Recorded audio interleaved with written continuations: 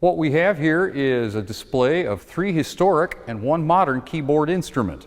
We've got a harpsichord over here, a late 18th century style piano over here, and a small double-strung clavichord here, and then, of course, a modern Hamburg Steinway. They make them in New York. They also make them in Hamburg, Germany. And I thought it would be a great idea just to see the relative size of the instruments, especially to see how much the piano has grown from this piano to the one right to my left. It would probably be a good idea maybe to start, though, by looking at the clavichord. Now, this is the oldest stringed keyboard instrument we know of. We see pictures of clavichords in the late Middle Ages, and we know that these instruments were popular in one form or another straight up to around the year 1800 and after. The instrument I have right here is a replica of a German clavichord made about 1600. And the sound is very small. The clavichord was never meant to be a public instrument. It was meant to be a private instrument to be played alone or for the listening pleasure of a small number of your best friends, and maybe a very small voice could sing with it. As you can see, the clavichord is just a rectangular box with strings in it. If I open it up like this, I could put a book of music here if I wanted to. And on this instrument, there are 2 strings for every note. But there's a catch there. And that means that some of the keys share the same set of strings. And for that reason, we call it a fretted clavichord. Just like frets on a guitar, where several notes are gotten from one string. For example, F, F sharp, and G are all gotten from the same string. That gives us, to be sure, some disadvantages. You can't play those notes together, but the older music doesn't require them. What it does give us, advantage-wise, is that it makes for less strings to tune, and also for less tension on this resonating box, so the sound from the soundboard here is a lot freer. It sounds like this.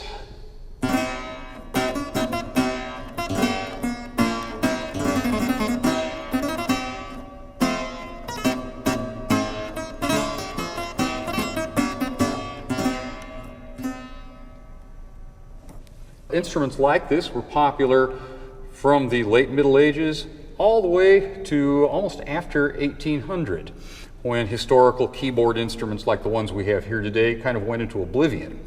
But this instrument also would come in larger sizes as time went on. So the clavichords that we have in the 1700s are proportionately bigger than the ones we had about 1600 or so. Here we have a harpsichord, and it has 1 keyboard. Many people have probably seen harpsichords that have 2 keyboards. That really just adds another set of strings to the instrument and fulfills different expressive requirements, but fundamentally it's all the same. Now, unlike the clavichord, whose action you could see a second ago striking the strings, on the harpsichord it plucks the string just like you might do on a guitar. And to that end, harpsichord's action looks like this. Just like the clavichord, every note's got 2 choirs of strings, except here, every note's got its own 2 independent set of strings. There's no such thing as a fretted harpsichord. And when I play a key, it levers up a device here called a jack, just like Jack and Jill. And when I take that jack out, in it is a flexible tongue. And in that tongue is a tiny little guitar pick, which we call a plectrum. And that tongue is flexible. It can move so that after I've played my note, that plectrum can fall back over the string. Now you'll hear sort of a pa-da there.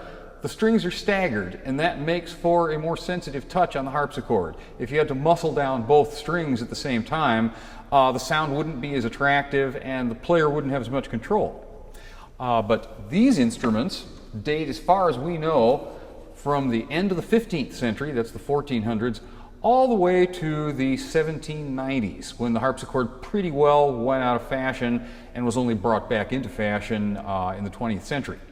The stringing in this instrument is brass all the way through, as is the case with the clavichord. And this is a sort of an interesting instrument. It was made by a man named Willard Martin from Bethlehem, Pennsylvania. And he made it from plans that come from the year 1617. A French fellow named Mersenne designed this instrument. We don't know whether he ever built it or not, but enough instruction existed that Martin could reconstruct this instrument in the 20th century. This particular one was made in Pennsylvania in 1997.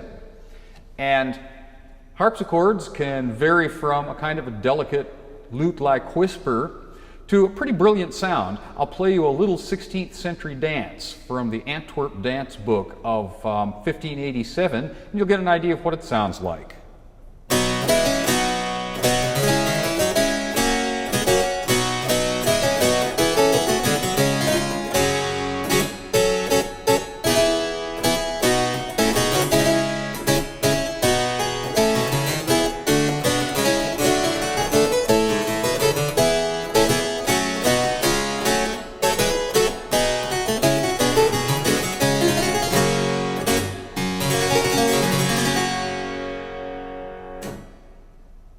It's said sometimes that ladies who are less than svelte should dress in slimming black.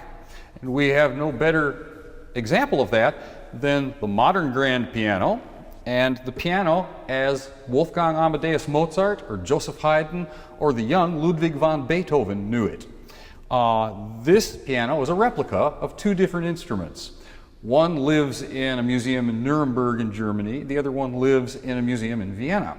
And they were both made by a man named Anton Walter, spelled just like Walter. He was the one who made the instrument that Mozart finally bought. As you can see, this instrument has 58 notes, whereas the modern piano has 88 notes. So we're 30 notes gone, but this has everything you need to play all the classical period music straight up to almost middle period Beethoven. That's for historical time, probably around 1800. And this is indeed a piano, though I should show you the action to give you an idea of the difference. So I'm going to pull this pin out here, and the action sits on a sled. I have to look down to make sure I don't break any hammers. And out it comes. Now, on this piano, the hammers are leveraged up. When I rock the lever, it pushes a little beak here right past a thing called an escapement. So the hammer can hit the string and then fall right back without making a thunk. The hammer heads are covered with deerskin. And since piano builders were experimenting all the time during this time period, because piano was a new type of instrument, some people use the shiny side of the deerskin up, and some people use the fuzzy side. And this piano uses the fuzzy side. So as you can see, we've got the key lever, the hammer, a thing called a back check so that it doesn't bounce back like someone on a trampoline, and then the escapement so that the hammer can escape and fall back down. Now we'll put the action back in, and we'll hear that the sound of this piano isn't nearly as loud as that of the modern piano. But what it has is an interesting tone color change. If I start by playing really softly and I start to play louder, you're going to hear the actual attack of the sound change.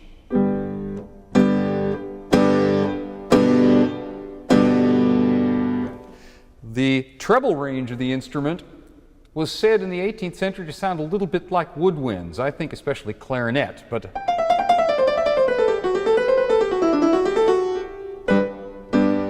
the bass, on the other hand, is kind of reedy, and you can understand why in Mozart's piano concertos, even a small instrument like this could stand out with an orchestra.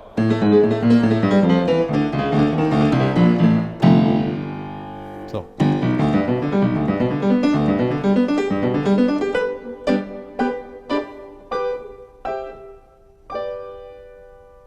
Now, you notice, well, those of you who might be able to see my knee down here, There's no pedal on this instrument like there is on a modern piano. If I want to lift the dampers, I do it with my right knee.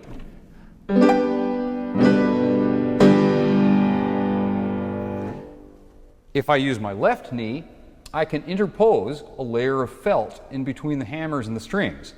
And that's called a moderator. It disappeared from the piano.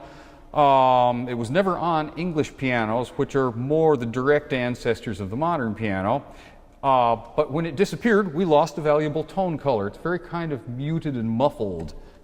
A little bit harp-like. We can imagine it in certain places in Beethoven and other composers. When these Viennese or South German style pianos got bigger, they still kept that moderator stop. And so they had that color as an option into about the 1830s or so. But this is the piano that Mozart would have played his concertos on.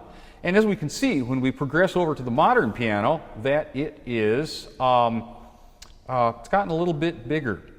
The modern piano arrives on the scene probably sometime in the 1850s or 60s. And one of the first pianos to really attract a lot of attention as a modern piano is the American Steinway piano. Now we know later that Steinway set up a factory in Germany, and what we have here is a German Steinway. It's from Hamburg in the north of Germany. What I think I'd like to do though is play you just a short selection on each piano. And you can hear for yourself exactly what the difference is between the instruments. So I'm going to give you about 8-10 bars of a Mozart piano sonata on this piano, and then I will take it over to the modern piano.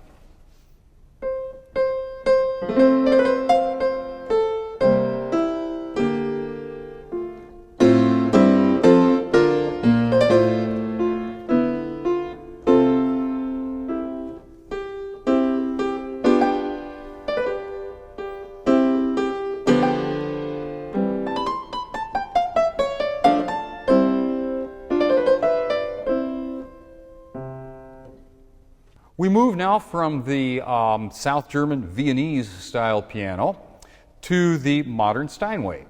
And we've just heard that short example from Mozart, and we're going to hear that again on the modern piano. Now, among things that happened before modern pianos really come to be is that this instrument, the Viennese piano, is entirely wood framed. And pianos would be wood framed for 20, 25, maybe 30 years later. But in the 1820s, an American named Babcock invented the idea of a metal part, or metal parts, to support the piano more. The other thing that you can't see, but this instrument has a solid bottom. So the soundboard, like on a harpsichord or a clavichord, forms a baffle. These still owe a certain amount to harps and guitars. But as I move over to the modern piano, we're going to see that nowadays we have a full cast iron plate that sits inside the instrument. You can see that the instrument is much more massive. And this case, the curved case, is made with layers and layers of laminated wood, steamed and bent over a period of about a month. Now, we need this big metal plate in here, and it would take several strong people to put it in, because this instrument, fully tuned like it is right now, supports a pressure of about 30 tons inside. So you want to make sure you never drop one off the stage. That'll implode. But let's hear the Mozart example played on this instrument, and you'll get a difference, or a good sense of the difference of how the instruments make their sounds.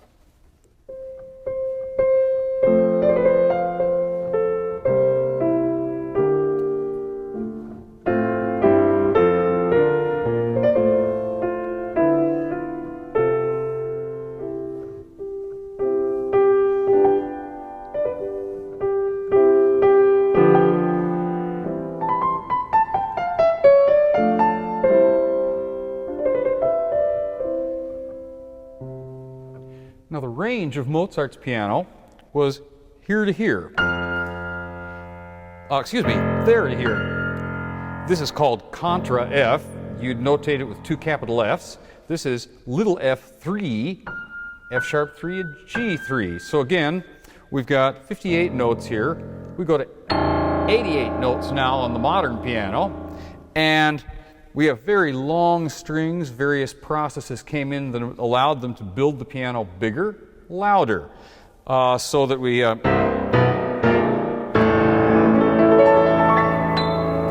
get a sound of incredible power and brilliance, but the tone color remains basically the same.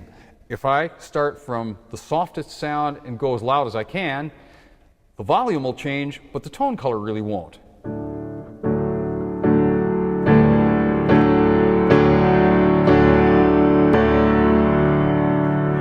The tone gets more and more massive, and this just reflects different musical needs. It's probably best to think that each of these historical instruments served the music of its own time best. After all, you wouldn't necessarily restore an old oil painting with acrylic paint. And so even if you choose not to play the historical instruments, if you study them and how they work, it will modify your approach, I think, to make for a clearer, nicer performance on the modern instrument. Those of us who choose to eat everything on the plate will play all the instruments. And now, ladies and gentlemen, I'd like to tell you about one of the earliest keyboard instruments, the predecessor of the piano. It was called the clavichord, and it originated in Germany. It was triangular shaped, as you can see, and that was derived from the fact that the strings, the longer the strings, the deeper the sound, the shorter the strings, the higher the sound, thereby giving it that triangular shape.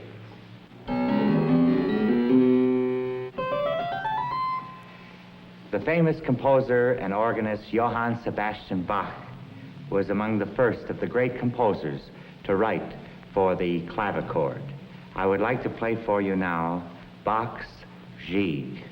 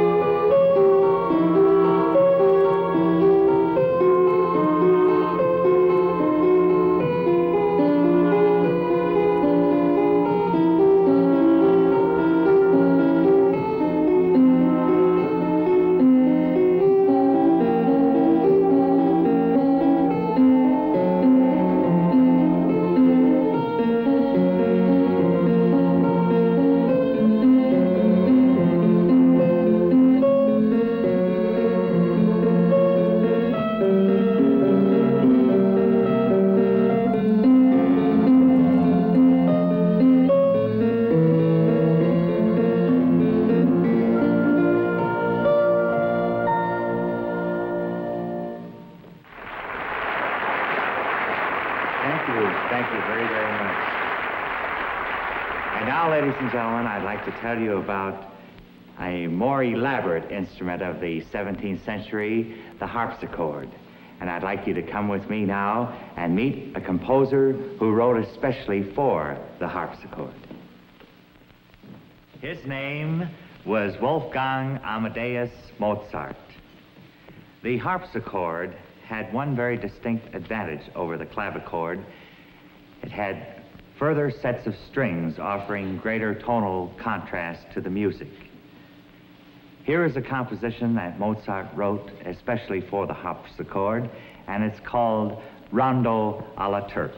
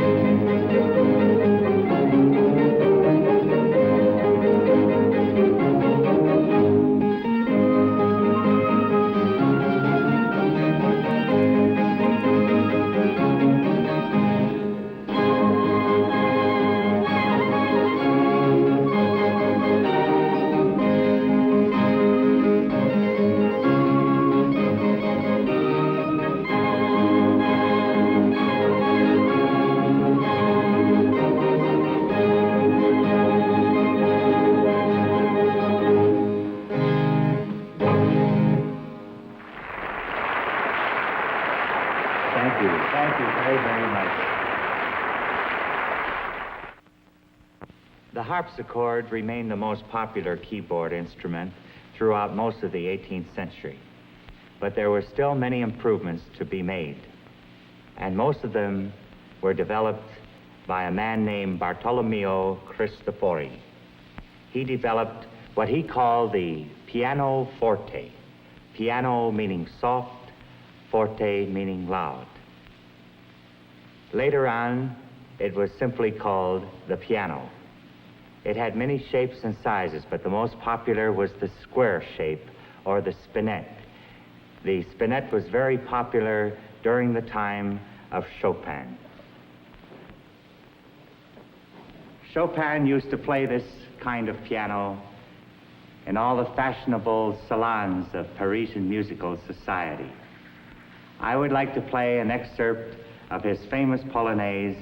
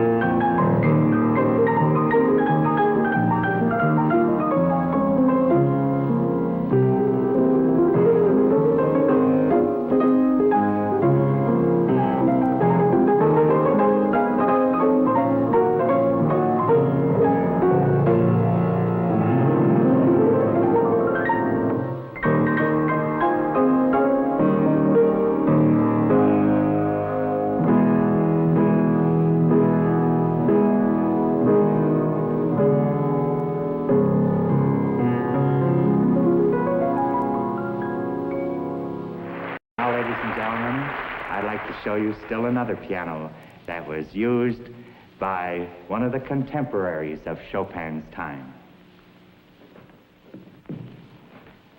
And here it is. Isn't it beautiful? It's a piano that was played upon by Franz Liszt in one of his concerts in Budapest.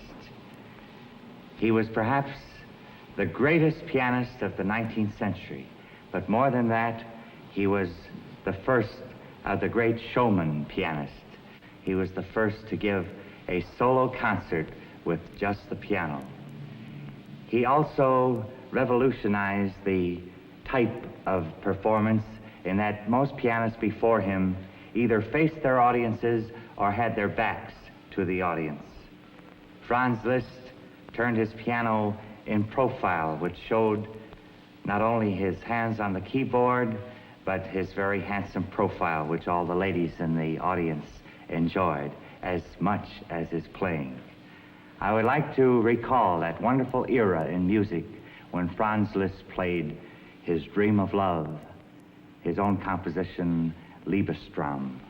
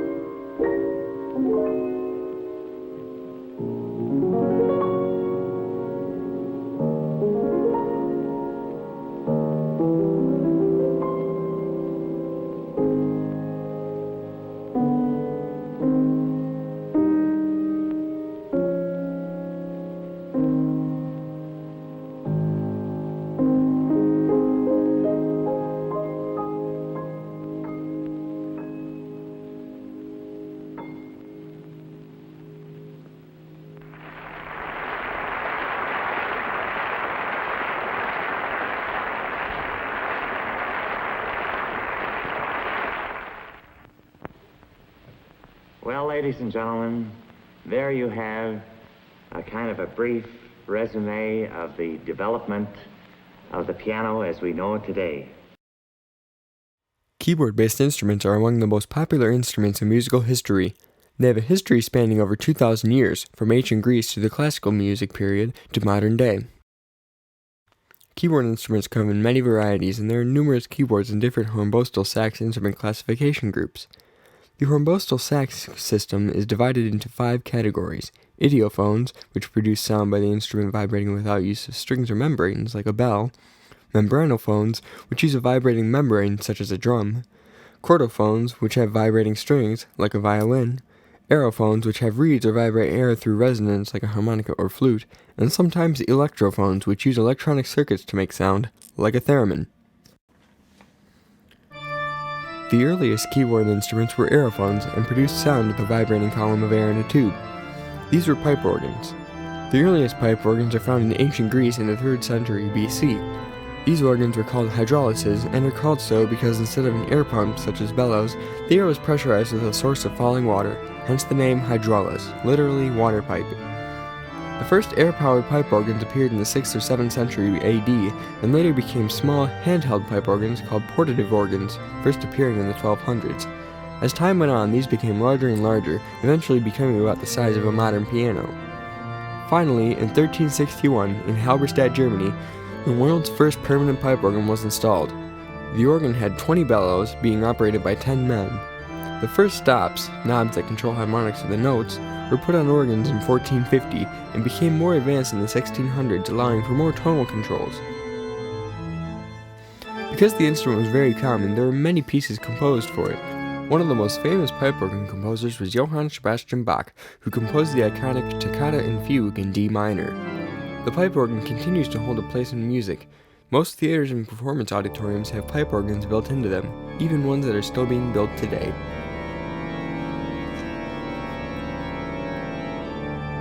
As the pipe organ grew in popularity, people wanted to be able to have one of their own, but they were too large and expensive for an average person to have in their home, which led to the development of the pump organ in the early 1800s. Reed organs typically have 2 foot-pumped bellows and a large assemblage of reeds controlled by 2 stop levers. Although usually confused for a piano at first glance, pump organs produce sound by blowing air across metal reeds in a piano-like cabinet, making them aerophones. Because they were small, light, and easy to produce, reed organs grew extremely popular, finding place in houses, theaters, and churches all over, especially in America. One of the most famous reed-based keyboards is the accordion. Developed in Berlin in 1822, the accordion quickly exploded in popularity, especially in European folk music. The accordion is most often associated with the German polka and Italian tarantella music, but it can also be heard in Eastern European klezmer music, Scottish dance music, French musette music, and in American Cajun and Zydeco. The accordion is also used in popular music. One of the first instances was 1916's New York Blues by Pietro Frosini. The accordion was often featured on the famous Lawrence Welk show, fueling its popularity more.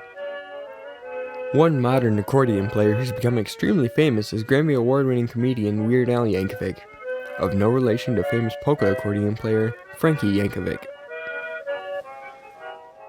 One of the earliest keyboard instruments that was common among the public was the hurdy-gurdy, which first appeared in the 11th century. The hurdy-gurdy is a chordophone and makes its sound by means of a vibrating string. The hurdy-gurdy works like a mechanical fiddle, and even looks like one. The left hand turns a wheel covered in rosin to allow it to grip to the strings. This wheel is touching all the strings and makes each one vibrate. A few of the strings are used as drones to play one note only, and the other strings go along the length of the body and are played with a small keyboard along the neck. The hurdy-gurdy reached peak popularity in the Renaissance along with the bagpipes, both of which sound very similar. The hurdy-gurdy is not very popular today, but occasionally it does make an appearance, as it did in Led Zeppelin's album Physical Graffiti on the song In the Light, which has an intro played on a hurdy-gurdy. In the 16th century, a new string-based instrument came about. The harpsichord was invented in the Middle Ages, but was not majorly produced until the 1500s, when Flemish instrument makers greatly improved the sound of the instrument. Harpsichords have a piano-like keyboard, with each having a mechanism to pluck a single string. This produced a metallic, twanging sound that was used extensively in Baroque music. A famous harpsichord composer was Johann Sebastian Bach, also known for his organ compositions. One of his most famous harpsichord pieces is Prelude in C major. Because of the way the harpsichord operates, the player can't control the volume or intensity of the note played. Probably the most famous keyboard instrument in existence, the piano was the first keyboard instrument that could be played soft and loud, hence the original name pianoforte, Italian for soft loud. The piano, also a chordophone, produces sound with a key-controlled hammer that strikes a string. First invented in 1700, the piano didn't gain popularity until later, in the 1700s, but when it became popular, it exploded across the world. Countless classical compositions have been written for piano, some of the most famous being written by Frédéric Chopin.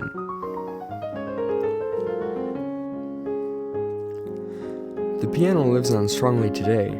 It is used frequently in jazz, ragtime, blues, rock, and pop music. Few keyboard instruments were created in the time between the 1700s and the late 1800s, but with the rapid progress of electrical science in the late 1800s, a new class of instruments surfaced, the electrophones, instruments that made sound with electricity.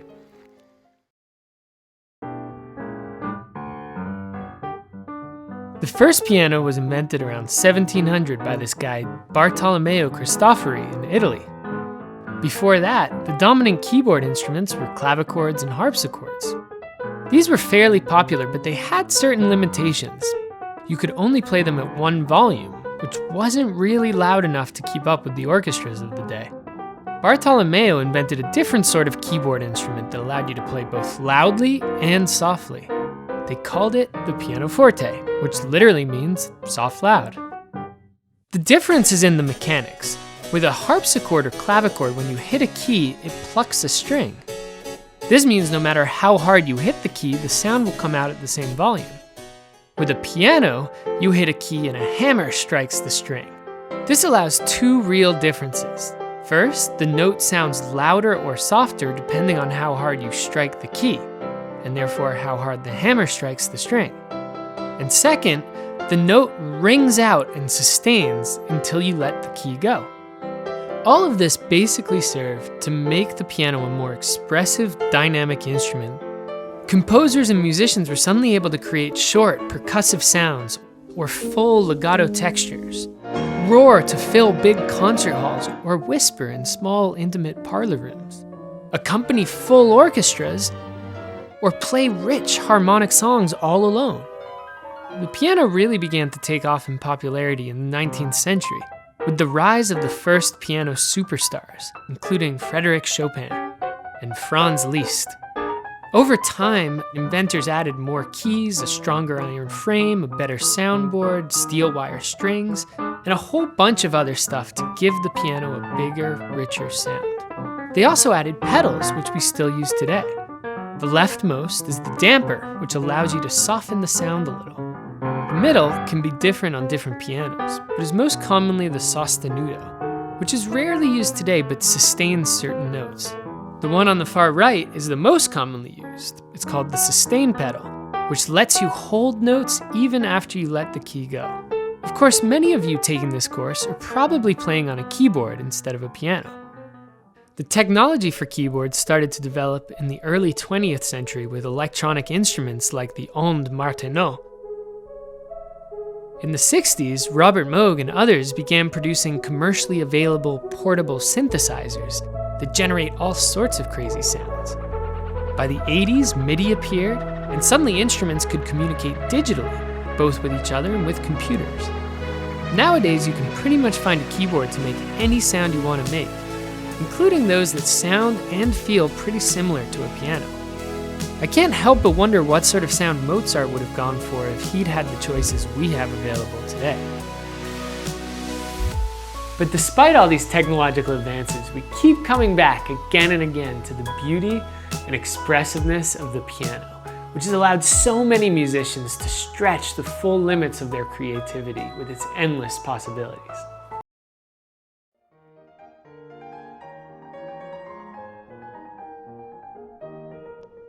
The first piano was invented almost entirely by one man, Bartolomeo Cristofori. Cristofori had been appointed in 1688 to the Florentine court of Grand Prince Ferdinando de' Medici to care for its collection of musical instruments. A 1700 inventory of Medici instruments mentions an arpicimbalo, or an instrument resembling a harpsichord, newly invented by Bartolomeo Cristofori, with hammers and dampers, 2 keyboards, and a range of 4 octaves. The poet and journalist Scipione Maffei named Cristofori's instrument a clavichord called pianoforte. Harpsichord was soft and loud. The first time it was called by its eventual name, pianoforte.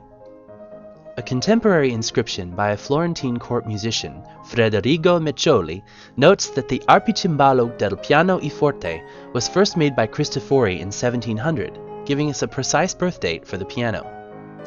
Today, only 3 pianos by Cristofori survive. The oldest surviving piano, built in 1720, is part of the permanent collection at the Metropolitan Museum of Art in New York City. It is a single keyboard with no special stops, like the Italian harpsichords of the day. The keyboards of the other 2 surviving pianos by Cristofori can be shifted slightly so that only one of the 2 strings of each pitch will be struck, thereby quieting the entire instrument. This is called the una corda mechanism, which is included in most grand pianos today and activated by pressing the piano's middle pedal. The sound of the first piano was considerably different than modern grand pianos. Its range was narrower, 54 rather than 88 keys, and its thinner strings and harder hammers gave it a timbre closer to a harpsichord than a modern Steinway. The following sample performance is played on a replica of the Cristofori piano. This piano, built in 1995, is currently on display at the Hamamatsu Museum of Musical Instruments in Japan.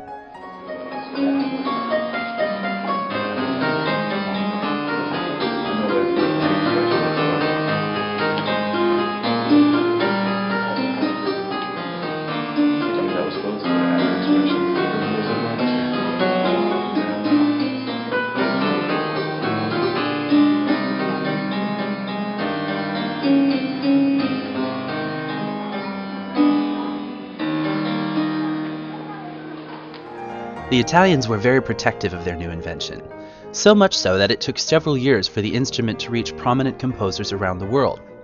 In fact, Cristofori himself never lived to see music written specifically for his piano, as it came to be called. However, after 300 years of development, the instrument has changed conceptually very little from Cristofori's early design, and it is now the world's favorite instrument. The concert grand is a spectacular instrument. It's capable of holding its own against an entire symphony orchestra. This really is the equivalent of a Ferrari. It's precision engineered, it's gorgeous to look at, and it can be very, very loud. Now, the piano has come a long way since it arrived on the scene back in the early 18th century. Then this was a genteel instrument designed for the well-heeled aristocrat or his accomplished young daughter to play. So how did those early prototypes evolve into the modern pianos we know today? London's Royal Academy of Music is home to hundreds of pianos in practice rooms, offices and concert spaces, workhorses for the 700 musicians studying here. The Academy also houses a collection of historic keyboard instruments, the ideal place to come in search of the DNA of the modern piano. Resident keyboard expert Elena Vorotko introduces me first to the harpsichord. First of all, tell me, what is a harpsichord? What does it do? Well, harpsichord is basically a laid-down flat harp with artificial nails, so to speak, little quills that pluck the string as they pass by it. Would you like to try? Yeah.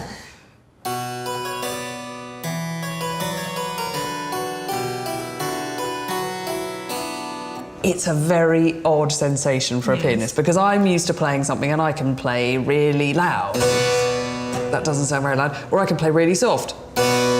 It sounds exactly the same and I can't sort of get it to do what I want to do.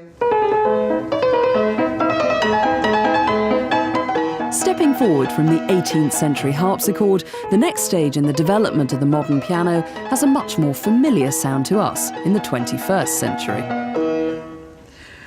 Okay, Elena, well, we're 50 years on from the harpsichord that we were just playing. It already sounds softer, rounder, like you can have some more control over whether it's loud or soft. It's a very different instrument, isn't it? That's right. This is a Viennese fortepiano of 1815. Instead of a jack that plucks the string, you've got a little hammer. This is a forte piano, so a loud soft. So this is the instrument that gives you all the control that you want. Almost. Allegedly. There is loud and soft, but it's not as obvious still as it is on the modern piano. Do you want to try? I'm going to try something. Let's see if we can do a little soft playing.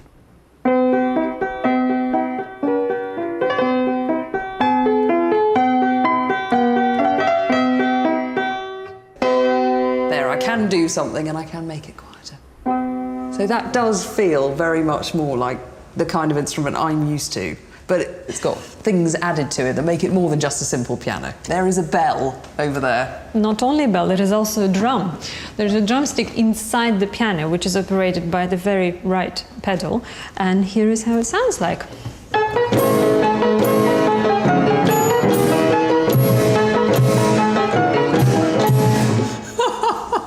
That is the craziest and best piano I think I've ever heard. That is like, you know, the one-man band, the guy with the cymbals and the drum on his head and playing the accordion. This is everything you would ever want in a musical instrument. It's crazy, but it's not a modern piano.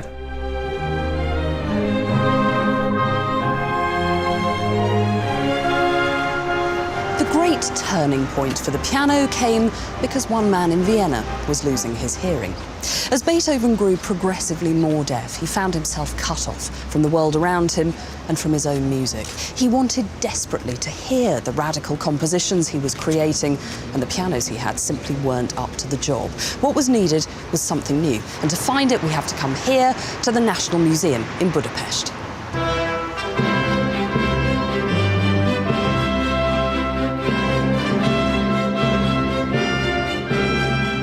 Out of sheer frustration, Beethoven would thump his Viennese pianos so hard that the strings would snap and the hammers would splinter.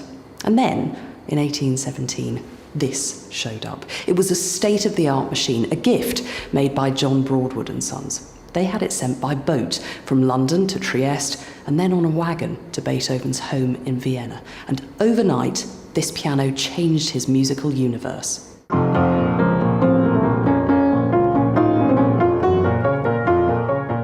I have wanted to see this piano for years because for me, this is the Big Bang moment for the keyboard. It's on this piano, this Broadwood, that Beethoven writes newly explosive, percussive, dynamic, passionate music. This is the birth of the modern piano. Today's modern piano is a triumph of craftsmanship and engineering. With its strong metal frame and complex action comprising 12,000 parts, it can take up to a year to build. And after all that work, here is the finished item, a 21st century concert grand ready for action.